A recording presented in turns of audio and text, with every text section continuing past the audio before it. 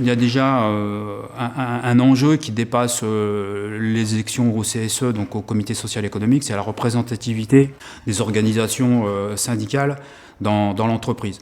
Ce scrutin sert à déterminer le poids de chaque organisation avec un enjeu fort qui est la validation des accords d'entreprise. On va être confronté à la CNR à des renouvellements d'accords, voire des nouveaux accords. Ces accords ne seront valides que s'ils sont signés par des organisations syndicales qui représentent 50% du personnel.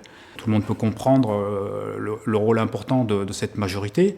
Partout où la CGT est majoritaire, ça pèse sur les négociations et toutes les valeurs qu'on peut exprimer en négociation sont entendues d'un œil différent en fonction du poids qu'on a à la signature. À 50% et au-delà de 50%, on a quelque part le destin des accords dans les mains. C'est que si on ne signe pas, l'accord n'est pas applicable.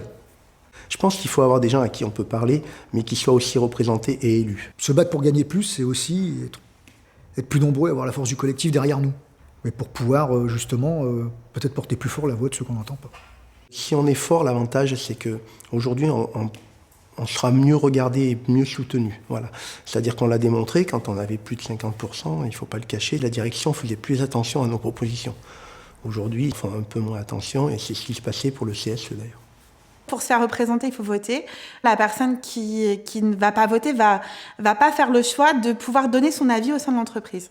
C'est pas acceptable. Chacun a le droit de donner son avis.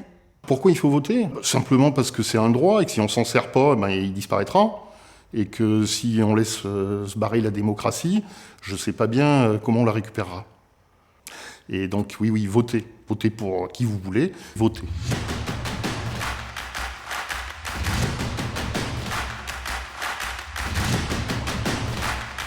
Voter pour nous, c'est aussi voter pour avoir du poids.